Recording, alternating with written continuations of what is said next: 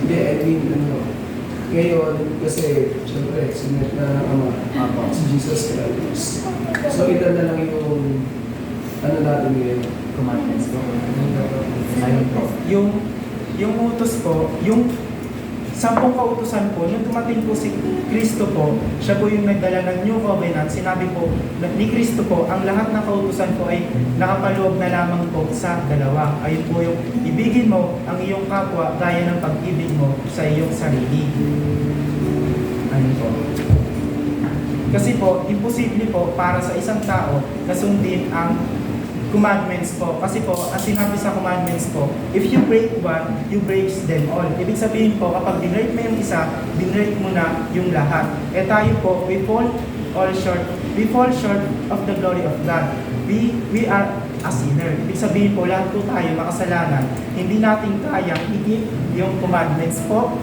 Kaya si Jesus bumaba para i-keep yung commandments po. Siya po ang nag-keep ng commandments para sa atin, para sa bawat isa po. So ano po to sa natin? Para saan po natin ito ginagamit? Ako sa Mark, sign po ito, di ba po? To like something po. So ito po, nire-represent po ito na yung pag-create po sa atin ni God. Create po tayo ng Panginoon, yung si Adam and Eve. Tayo ay mayroong relasyon. Tayo ay mayroong relasyon sa Kanya. May magandang relasyon, may magandang buhay, may maganda rin tayo tirahan nun. But, kung napapansin niyo po ito, ito po yung pinakamalaking gap sa lahat ng ating buhay. So ito po, nire-represent po yung pagkakasala natin. Nung nagkasala si Adam and Eve. So dito, nawala yung relasyon natin sa Panginoon, nawala yung relasyon natin sa Panginoon, nawala yung magandang buhay natin sa Kanya, na separated tayo sa Kanya. So it means, tayo ay makasalanan. Separated tayo sa Panginoon. And hindi natin mararanasan yung pag-ibig, ay sa una, yung good news dito, may plano sa atin ng Diyos at mahal tayo ng Diyos. Dito, sa pangalawa, dahil tayo nagkasala, tayo ay separated at hindi natin mararanasan yung pag-ibig at yung plano sa atin ng Diyos. Pero sa pagmamahal sa atin ng Panginoon, ibinigay niya yung kanyang kaisa-isang anak na kung sino mong sumampalataya sa kanya, hindi mapahama.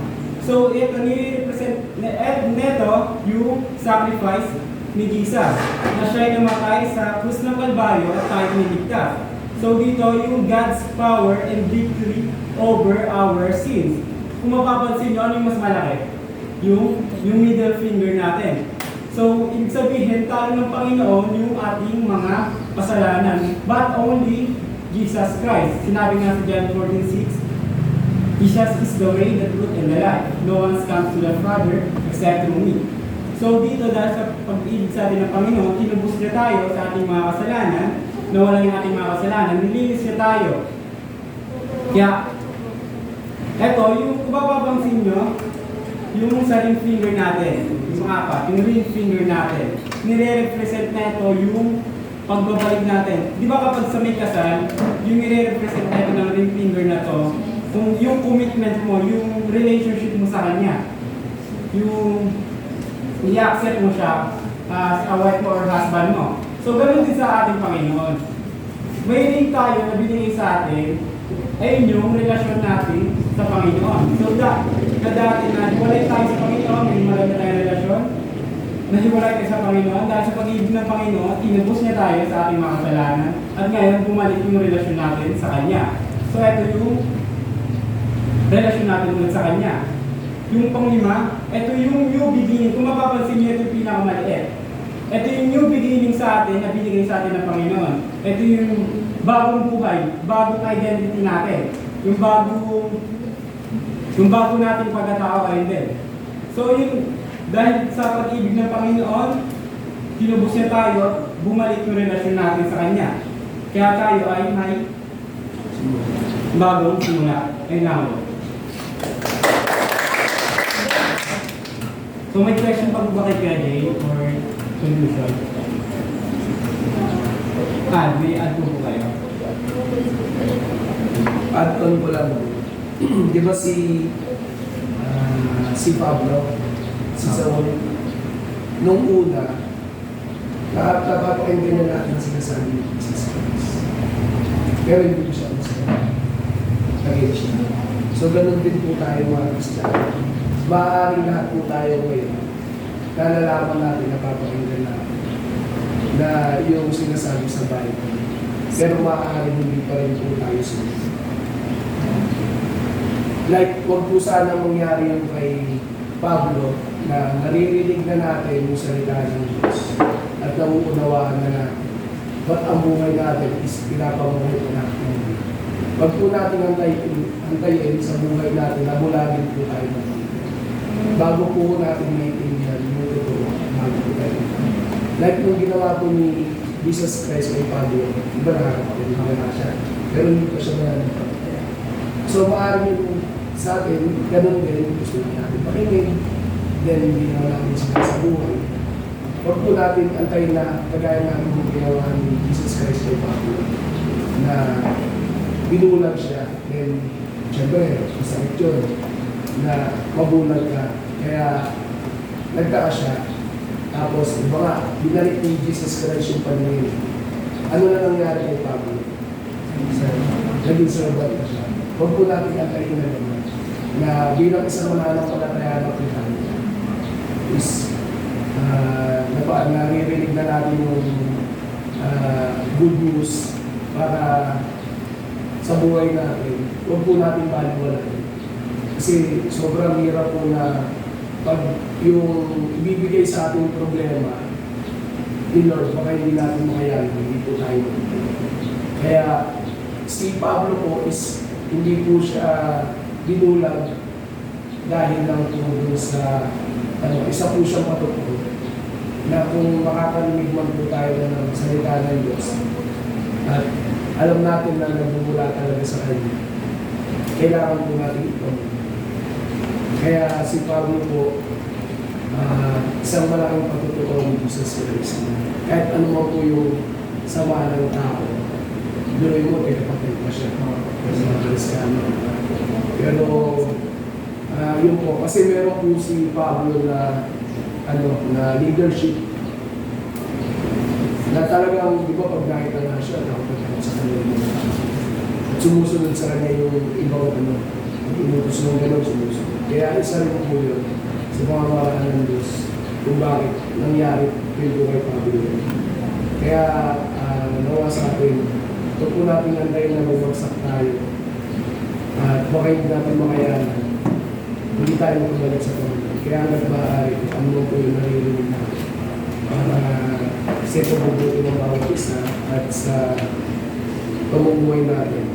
Is gawin po natin ng maayos hanggat kaya po natin ituloy yung mga pagkakamali po ng bawat isa. Ako po hindi ko perfect na totally wala naman talaga nire-eat na perfect.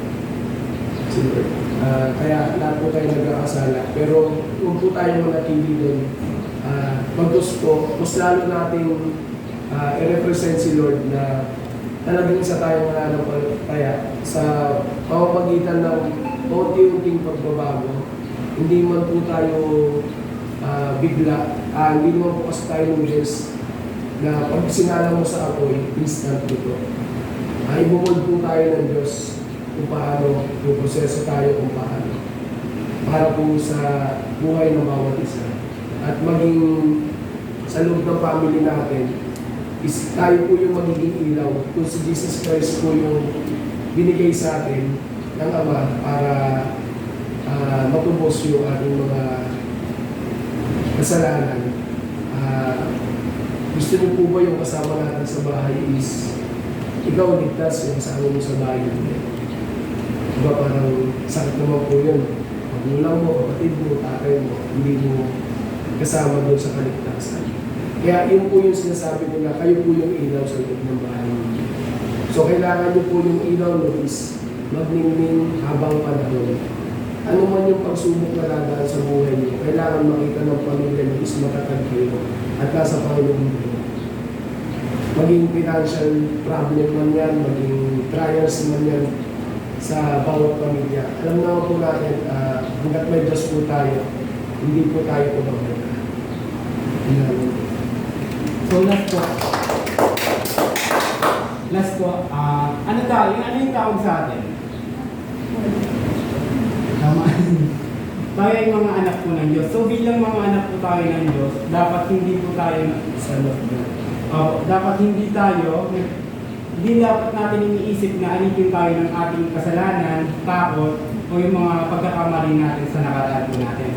Dapat mamuhay tayo na may pagtitiwala, pananampalataya at may pagsunod sa ating Diyos na bilang ating Ama.